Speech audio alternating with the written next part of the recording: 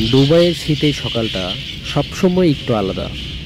হালকা ঠান্ডা হাওয়া, রোদে মৃদু সোনালি আভা, আর শহরের আকাশ জুড়ে এক অদ্ভুত নীরবতা। কিন্তু আজকে সকালটা যেন আরো বিশেষ। ভোরের আলো ফোটার সাথে সাথেই দূর আকাশ থেকে ভেসে এলো হাজার হাজার ডানার শব্দ আর ফুসফুস। প্রতিদিনের মতো আমি রাস্তায় দাঁড়িয়েছিলাম। হঠাৎ চোখ বড় বড় করে দেখলাম দুবাইয়ের আকাশ জুড়ে অসংখ্য অতিথি পাখি, সাদা ধূসর গাংচিলেরা ঢেউয়ের মতো উড়ে আসছে।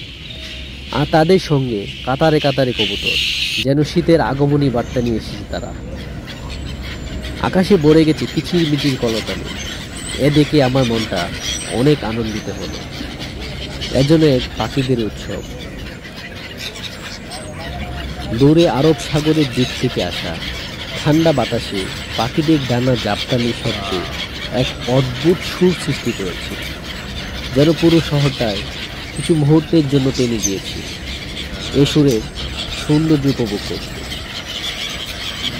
কিছু মানুষের হাতের পাউরুটি টুকরোগুলো দেখে কিছু গাংচিল ও কবুতর নিচে নেমে এলো। তাদের চকচকে চোখ ও নরম গুঞ্জন আমার মনে এনে দিল এক অদ্ভুত শান্তি।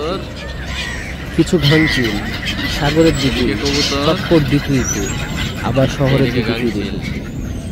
তারা যেন দুবাইয়ের সকালটাকে তাদের নিজের মতো করে সাজিয়ে নিচ্ছে। পাশ থেকে কিছু মানুষ ভিডিও করছে, কিছু মানুষ ডিউটিতে যাচ্ছে, কয়েকজন দাঁড়িয়ে আছে, সবার মুখে হাসি। এমন দৃশ্য তো প্রতিদিন দেখা যায় না। শীত এলেই পাখিরা দূর দেশ থেকে দুবাইকে মেলার মাঠ বানিয়ে ফেলে, আর মানুষও তাদের আগমন পেয়ে এক নতুন আনন্দ পায়। এই পাখিরা কোনো দেশ চেনে না, চেনে না কোনো সীমানা।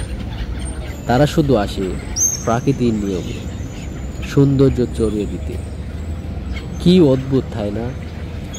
হাজার হাজার পাখি যখন একসঙ্গে আকাশে ঘুরতে থাকে, মনে হয় যেন সাদা মেঘগুলো ডানা মেলিয়ে উঠছে। আজকের সকালটা সত্যিই ছিল এক অপূর্ব।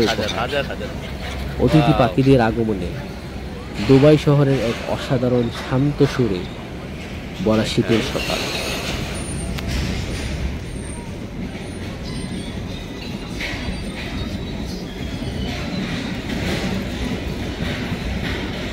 অনেক দূর চলে গেছে পাখিগুলা, তারপর আমি দেখার চেষ্টা করতেছি।